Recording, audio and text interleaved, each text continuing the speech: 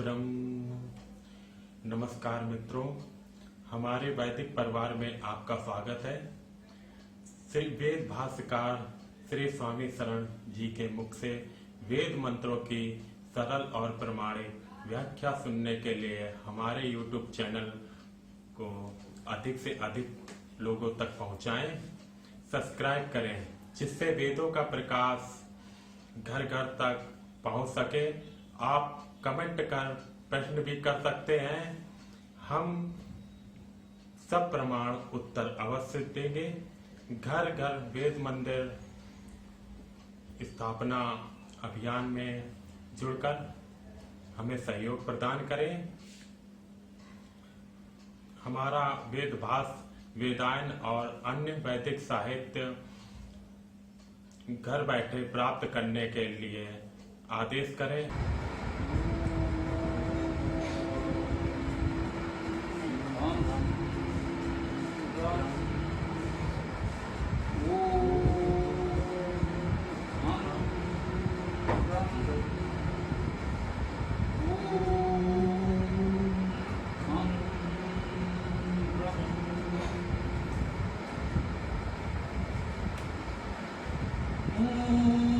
त्वं नो अग्ने महोभिः पाहि विश्वस्य अरातेः वितिदिशो मर्त्यस्य। हे अग्नि महत से हम सबकी सारी अराती से रक्षा कर, मरणशील जन के द्वेषी से।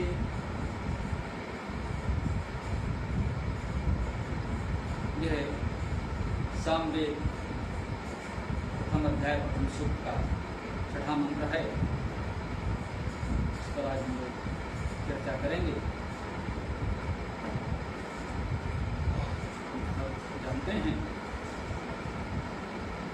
पहले मंत्रों में भी कहीं चर्चा हुई होगी। गायत्री छंद है, 8 वर्णों के 3 चरण। तुमनो अग्ने महोभी, एक वायु विश्वस्य आराते, दो बुध दिशो मर्त्यस्य। 3 चरणों में 8 वर्णों के 3 चरणों में गायत्री छंद है। इसमें ऋषि भरद्वाज और देवता अग्नि है।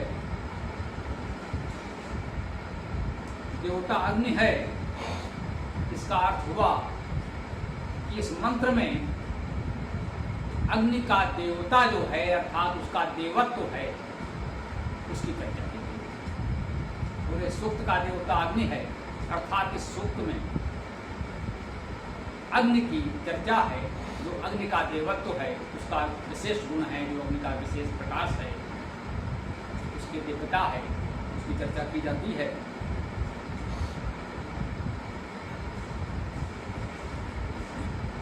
आइए समझते हैं। ऋषि भरद्वाज है। सामान्यतः ये व्यक्तियों के नाम भी हैं, हमारे ऋषि हैं, ऋषि मंत्र तारा, जिन्होंने मंत्रों को देखा, जो मंत्रों के दृष्टा हैं, जिन्होंने मंत्रों को साधना की और प्रत्यक्ष अनुभूति प्राप्त की, उन्हें ऋषि कहते हैं। ये शब्द जो ऋषियों के रूप में लिखे होते हैं, ऐसा विद्वानों का मानना है। ये भी गुणवाची शब्द हैं, जैसा कि इसी मंत्र के व्याख्यान में हम लोगों ने चर्चा की थी कि राजा विश्वरथ थे, साधना की विश्व बने तो विश्वामित्र हो गए। विश्वरथ, जिसका रथ विश्व में कहीं भी जा सकता है, इतना बलशाली शक्तिशाली राजा है, तो विश्वरथ है, उसका नाम था, उनके पिता ने रखा हुआ। परंतु जब वो ऋषि बनता है तब वो विश्वरथ नहीं है। अब उसका रथ से कोई लेना देना नहीं रहा। अब वह विश्वामित्र है, अब वह संपूर्ण विश्व का मित्र है, विश्व में सभी उसके मित्र हैं, तो विश्वमित्र हो जाता है। वेद के मंत्रों में ऋषि विश्वामित्र लिखा मिलेगा, विश्वरथ नहीं। अर्थात ऋषि के रूप में जो नाम लिखे हैं वो व्यक्ति के सांसारिक नाम नहीं होंगे, वो साधना से जो गुण उसने अर्जित किया वह नाम होगा। इस नाम का कोई व्यक्ति हो अथवा न हो, ये भी कह लें, इस पर भी विद्वानों ने चिंतन किया है कि ऋषि उस मंत्र की मूल भावना भी है, उसको ध्यान में रखें तो मंत्र का अर्थ बहुत अच्छी तरह हमारी समझ में आ सकता है। ऋषि भरद्वाज का अर्थ है जो भरण पोषण करे, गति करे, जो भरण पोषण करने वाला गतिशील प्रगतिशील ऋषि हो, उसे हम भरद्वाज कहते हैं। हो सकता है उस ऋषि का मूल नाम सांसारिक शारीरिक नाम कुछ और रहा हो, साधना से ये नाम उसने प्राप्त किया। और ये भी हो सकता है कि वेद के ऋषियों के रूप में हमने उस भावना को लिखा। भरद्वाज का अर्थ है कि इस मंत्र को यदि हमें पढ़ना समझना है कि सूक्त का ऋषि भरद्वाज है, तो ये भावना हमारी होनी चाहिए।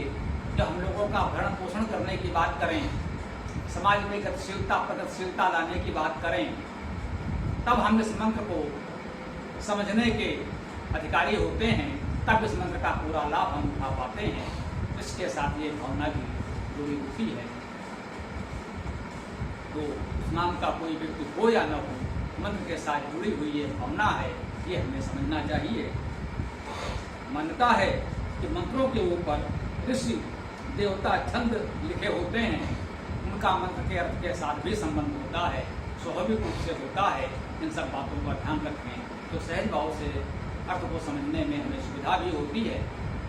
जैसा कि हम पाठ करते हैं या अर्थ करते हैं, वो छंद के अनुसार उसकी यति विराम आदि का ध्यान रखते हुए ही पाठ करते हैं और उसी रूप में अर्थ भी करते हैं। छंदानुसार पाठ और छंदानुसार अर्थ करेंगे, तभी उसका वास्तविक सत्य अर्थ स्पष्ट हो पाएगा। तो मंत्र में कहते हैं त्वम, पहला शब्द है तुम। तुम जो बोलते हैं तुम, वही संस्कृत में वैदिक भाषा में त्वम है। नो, हमारे लिए, यह सर्वनाम है जो प्रथम उत्तम पुरुष में प्रयोग होता है विविध विभक्तियों में। तो तुम अर्थात तुम, नो हमारे लिए, अग्नि, हे अग्नि, ये अग्नि संबोधन में है। तो हम उस अग्नि को संबोधित कर रहे हैं, हे अग्नि। अग्नि का अर्थ हम जानते हैं, पूरे सूत्र में देवता अग्नि है, तो सभी मंत्रों में शब्द आता है, चर्चा की ही है। अग्नितो धातु से अग्नि शब्द की निष्पत्ति है, अर्थात अग्रणी प्रगतिशील, क्योंकि अग्नि धातु से अग्र, अग्रता, अग्रणी सभी शब्द इसी से बन रहे हैं। और अग्नितो धातु से प्रगतिशीलता गतिशीलता की बात भी स्वाभाविक है। तो जो प्रगतिशील है, अग्रणी है, उसे हम अग्नि कहते हैं। वेद में अग्नि शब्द आएगा तो उसका आध्यात्मिक लक्ष्य, आध्यात्मिक अर्थ परमात्मा से ही होगा, उसी ईश्वर से होगा। परंतु उसका लौकिक अर्थ जो हम देखेंगे, आदि दैविक, आदि भौतिक, भौतिक आदि लौकिक आध्यात्मिक अर्थ होते हैं। जैसा कि हम जानते हैं विविध क्रिया है। तो जब हम सांसारिक लौकिक अर्थ करेंगे तो अग्नि का अर्थ समाज के अग्रणी पुरुष, अग्रणी जन हो जाते हैं, जो समाज का नेतृत्व करते हैं, हमारा मार्गदर्शन करते हैं। वे विद्वान भी अग्नि से संबोधित किए जाते हैं। महर्षि के वेदभाष में बहुधा हम देखते हैं कि ऐसे शब्दों से, अग्नि, इंद्र आदि शब्दों से वे समाज के विद्वानों को, राजा, मंत्री, सेनापति आदि को संबोधित करते हैं। उनका ये भावार्थ बिल्कुल उचित है। विशुद्ध आध्यात्मिक अर्थ में तो अग्नि परमात्मा का वाचक है। सभी विद्वानों ने इसे स्वीकार किया है, महर्षि ने विशेष रूप से लिखा है। परंतु उन्होंने सांसारिक अर्थों में समाज के गुणी लोगों को भी इसमें सम्मिलित किया है। ये भावार्थ भी महर्षि दयानंद जी के वेदभाष में हमको बहुधा दिखता है। तुम कह रहे हैं अग्नि, हे अग्नि, त्वम नो, तुम हमारे लिए, महो भी, महात्ताओं द्वारा, महत्ता द्वारा, महत्व द्वारा, मह धातु है, महत्व होना, सत्कार करना, मैं धातु से ही महत्व शब्द बना है, जिससे हम लोग परिचित हैं, स्वाभाविक है। तो महो भी महत्व द्वारा, महिमा द्वारा, महत्ता द्वारा पाहि, पालने धातु है, पालन करना, रक्षा करना। पाहि अर्थात पालन करें, रक्षण करें, संरक्षण करें। विश्वस्याः, विश्व के, सबके, विश्व सर्वनाम है, यह सब के अर्थ में आता है। जैसे हम लोग भाषा में कहते हैं सब, सभी, सर्व, उसी अर्थ में विश्व शब्द है। विश्वस्या अर्थात विश्व का, अराते है, अरातिका, विश्व के अरातिका या सभी अरातियों से, जो काव्यानुवाद में हमने कहा सारी अराति से रक्षा कर, सब अरातियों से रक्षा करने की कामना की गई है। अराते है, अराते का क्या अर्थ हुआ? काव्यानुवाद में भी हमने अराति शब्द का प्रयोग कर दिया। काव्यानुवाद में भी आपने देखा है कि लगभग उतने ही वर्णों में, उसी छंद के स्वरूप में लेते हुए हम लोगों ने काव्यानुवाद प्रस्तुत किया है। तो बहुधा विस्तृत व्याख्या वहां संभव नहीं होती। अराते को हमने अराति से ही व्यक्त कर दिया। आ उपसर्ग है, नकारात्मक निषेधात्मक अर्थ में होता है। ना, नहीं, समानता हम कह सकते हैं। रा धातु का अर्थ है देना, दान करना। तो राति का अर्थ हुआ दान, अराति का अर्थ हुआ अदान, जो दान न दे वो अराति, और उससे, तो जो अराति है, अदानी है, दान न देने वाला। कह रहे हैं जो सभी अदानी हैं उनसे हमारी रक्षा करो। आप कह सकते हैं कि भाई वो अदानी हैं तो उनसे रक्षा करने की समस्या कहां आ गई? वो अदानी है, नहीं देता है तो न दे। विद्वानों ने इसका भावार्थ शत्रु से भी किया। मार्क्स के भाष्य में आपको स्पष्ट मिलेगा। अराति शब्द का अर्थ उन्होंने इसी रूप में किया है। आ उपसर्ग है, रादाने धातु है, अराति अर्थात न देने वाला, अदानी। परंतु भावार्थ शत्रु भी स्वीकार किया है। जो नहीं देता है, जो दान नहीं करता, किसी की सेवा सहायता नहीं कर सकता, उसके पास जो कुछ है केवल स्वार्थ के लिए है, अपने लिए है, वह समाज का शत्रु है। निश्चित रूप से है, वह समाज का शत्रु है। यदि आप में सामर्थ्य है, अपने उपयोग से, अपने जीवन यापन से हम कुछ बचा सकते हैं, तो उसे समाज के अच्छे कार्यों के लिए और निर्धन निर्बल लोगों के लिए उसका एक अंश हमें देना ही चाहिए। अपनी आय और संपत्ति का एक अंश समाज के हित में लगाना चाहिए। यह वैदिक संस्कृति की भावना है, यही वैदिक धर्म है। और जो ऐसा नहीं करता है वो अराति है, अदानी है। इसे बहुत ही निकृष्ट अपशब्द के रूप में प्रयोग किया गया है। अराति, अदानी अर्थात समाज का शत्रु कहा गया है। तो अराति का शाब्दिक अर्थ शत्रु नहीं होता, परंतु उसका ये भावार्थ लेना अनुचित नहीं है। यदि विद्वान ऋषियों ने, आचार्यों ने इसका अर्थ भावार्थ के रूप में शत्रु किया है तो ठीक किया है, परंतु महर्षि दयानंद जी ने स्पष्ट किया है कि आ उपसर्ग पूर्वक रा धातु से ये अराते शब्द बना है, अराते शब्द बना है। इसका शाब्दिक अर्थ हुआ अदानी, दान न देने वाला। जो दान नहीं देता वो समाज का शत्रु है। उस रूप में कहा गया है कि हे प्रभु, हे अग्नि परमेश्वर, हमें इन अरातियों से, इन अदानियों से, इन दान न देने वालों से बचाओ, उनसे हमारा रक्षण करो, पालन करो। तो ऐसे लोग जब समाज में बहुत हो जाएंगे तो समाज की व्यवस्था ठीक नहीं चल पाएगी। तो समाज की व्यवस्था समुचित रूप से चलती रहे, इसलिए समाज में दान का स्वभाव होना चाहिए। आप कल्पना करें वैदिक संस्कृत, वैदिक समाज कैसा था। आज कोई कुछ दान करता है, थोड़ा सा भी दान करता है तो कितना उसका प्रचार और वो अपना एक अहंकार पालता है कि मैंने कुछ दिया। उसका ऐसा विचार करना आज के समाज में अनुचित भी नहीं है, क्योंकि अदानी ही अधिक हैं आज समाज में। कोई कोई दानी है। जब दानी दुर्लभ हो गए हैं, अत्यल्प हो गए हैं, तो जो भी दानी है उसकी अत्यधिक प्रशंसा होती है और उसको स्वयं में भी एक गर्व होता है कि हाँ, हम कुछ दान कर पा रहे हैं, तो वह कुछ गर्व का अनुभव करता है। तो आज के समाज में अनुचित नहीं है, परंतु कल्पना करें, देखें वैदिक समाज हमारा कैसा था। दान देना तो सहज स्वभाव था लोगों का। यदि समाज में कोई बिरला ऐसा होता था जो दानी नहीं था, तो उसे समाज का शत्रु माना जाता था। इस उदात्त भावना को हमें समझना है और वैदिक समाज बनाना है। हमें वैदिक युग लौटाना है। वेदों की ओर लौटो का महर्षि दयानंद का संदेश यदि हमें साकार करना है, तो हमें ये भावना रखनी होगी कि अपने निर्वाह से अधिकतम जो हम बचा सकें, वे वेद के प्रचार के लिए, वेद के प्रचारकों के निर्वाह के लिए, समाज के और अन्य भी जो निर्धन निर्बल विद्यार्थी हैं उनके अध्ययन पठन पाठन में सहायता के लिए अवश्य व्यय करें।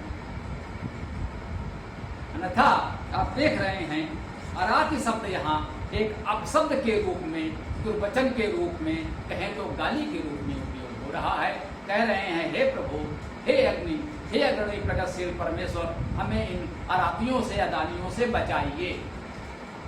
ऐसा लग रहा है जैसे वे हिंसक खूंखार लोग हों। तो शब्दशः तो वो अदानी ही हैं, लेकिन उस उदात्त समाज में ऐसे लोगों को इतनी निम्न दृष्टि से देखा जा रहा था। इस भावना को हमें समझना है। इस मंत्र में मुझे प्रतीत होता है कि ये भावना बहुत अधिक महत्वपूर्ण है। आगे कहते हैं, उत दिशो मर्त्यस्य। उत ये भी अव्यय है और तथा एवं जिस अर्थ में हम प्रयोग करते हैं संस्कृत में और वर्तमान आर्य भाषा में, उसी अर्थ में वेद में उत शब्द भी आता है। कहते हैं, अराति से, अदानियों से रक्षा करें। और किनसे? तथा और दिशो मर्त्यस्य। दिशो अर्थात द्वेष करने वाले, द्वेष धातु है द्वेष करना, स्पष्ट है। तो उत दिशो, दिशो अर्थात जो द्वेष करने वाले हैं उनसे भी रक्षा करो, उनसे भी बचाओ। मर्त्यस्य जो मरणशील है, मेरी मरना था तो हम सब जानते हैं, जो सहज स्पष्ट है। मर्त्यस्य जो मरणशील हैं, मरणशील तो हम सब हैं। तो वेद में सहज भाव से मरणशील, मर्त्य, मरुत जैसे शब्दों का प्रयोग हुआ है जन सामान्य के लिए। उनको जन भी कहा है, मरुत कहा है, मर्त्य कहा है। जिसका जन्म हुआ है वो जन है, और जिसका जन्म हुआ है उसे मरना भी निश्चित है, इसलिए वो मर्त्य है, मरुत। तो जो ऐसे मरणशील प्राणी हैं, विशेष रूप से इसका अर्थ व्यापक अर्थ में बहुत लेना चाहें तो मर्त्य का अर्थ मरणशील प्राणी कह लेते हैं। वैसे तो संपूर्ण सृष्टि मरणशील है। एक दिन तो इस पृथ्वी को, सूर्य को भी मरना होगा, आकाशगंगाओं को भी मरना होगा। जिसका जन्म हुआ है उसकी मृत्यु भी निश्चित है। परंतु सामान्यता यहाँ पर व्यवहारिक अर्थ में मर्त्य का अर्थ मरणशील प्राणियों से लेते हैं। जन्म होता है प्राणियों का और उनकी मृत्यु हो जाती है। थोड़ा और विशिष्ट अर्थ में मरुत, मर्त्य और जन शब्दों का प्रयोग हमने मनुष्यों के लिए भी कहा है, परंतु यह पशुओं के लिए भी उतना ही सत्य है। जो पशु हैं या जिन पशुओं को विशेष रूप से हम पालते हैं, वे भी हमारे परिवार के सदस्य हो जाते हैं, तो वे भी मरणशील में आ जाते हैं। जो मर्त्य हैं, मरुत हैं, हम प्राणी हैं, हम मनुष्य हैं या हमारे पशु हैं, उन सब मरणशीलों से जो द्वेष करने वाले हैं। ये है द्वेषो मर्त्यस्य, जो मरणशीलों से द्वेष करने वाले हैं। मरणशील मनुष्यों से, पशुओं से, प्राणियों से जो द्वेष करने वाले हैं, जो दान न देने वाले अदानी हैं, उन सब से पाही, रक्षा कीजिए। इसका अर्थ हुआ, हे अग्नि, हे अग्रणी प्रगतिशील परमेश्वर, तुम अपनी महत्ता द्वारा विश्वस्या सभी अराते अदानी मरणशीलों के द्वेषी से हमारी पाए रक्षा करो। हे परमेश्वर, जो अदानी हैं, मरणशीलों से द्वेष करने वाले हैं, उन सब से हमारी रक्षा करो। ये प्रार्थना इस मंत्र में की गई है। छोटा सा मंत्र, गायत्री मंत्र, 8 वर्णों के 3 चरण, कुल 24 वर्णों का मंत्र, और कितनी गंभीर बात, कितनी महत्वपूर्ण जानकारी हमको देता है। ये छोटे छोटे मंत्रों में कितने बड़े संदेश छुपे हैं। कोई चाहे तो ऐतिहासिक सामाजिक अध्ययन करते हुए इन मंत्रों से ये अनुमान लगा सकता है कि वैदिक समाज कितना उदात्त था, दान की परंपरा कितनी स्वाभाविक थी, देश का कितना अभाव था। उस समय सब दानी थे, कोई द्वेष करने वाला नहीं था। यदि कोई ऐसा होता था बिरला व्यक्ति जो दान न करता हो, जो प्राणियों से द्वेष करता हो, तो कहा गया है, हे ईश्वर, हमें उनसे बचाइए, अदानियों से बचाइए, द्वेषियों से बचाइए। यहाँ किसी खूंखार आतंकवादी हिंसक पशुओं की बात नहीं की जा रही है। उनसे तो हम बच ही लेंगे, जानते हैं ये घातक है, इनसे बचना है, परंतु ये समाज में जो लोग हैं, इनसे बचाने की प्रार्थना भी हम ईश्वर से करते हैं। संदेश है कि ऐसे लोगों से भी हमें बचना चाहिए और प्रयास करना चाहिए कि समाज में ऐसे लोग न हों, ऐसी प्रवृत्ति न पनपे, लोगों को ऐसी विद्या, शिक्षा, संस्कार, विचार मिलें। हम वेद का इतना प्रचार प्रसार करें कि ऐसे लोग समाज में न हों, तो हमारा वैदिक समाज, वैदिक संस्कृति उन्नति कर सकता है। यहाँ से हम लोग वेद के मुख्य संदेश का, जो वेद की विद्या है, धारणा है, उससे जुड़ने का हम लाभ उठा सकते हैं। हम सब लोग मिलकर ऐसा वैदिक समाज बनाएं, वैदिक युग लाएं। इन्हीं शब्दों के साथ आज इस मंत्र की चर्चा को हम यहाँ विराम देते हैं।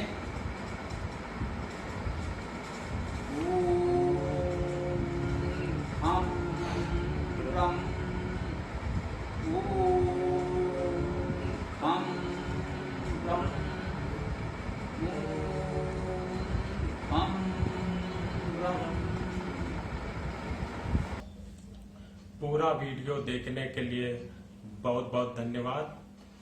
कमेंट में अपने विचार अवश्य दें। आपको कोई भी प्रश्न पूछना हो तो कमेंट बॉक्स पर कमेंट कर सकते हैं। डिस्क्रिप्शन में वेबसाइट का लिंक दे दिया गया है, उसमें अधिक जानकारी प्राप्त कर सकते हैं। धन्यवाद। ओम खम ब्रह्म।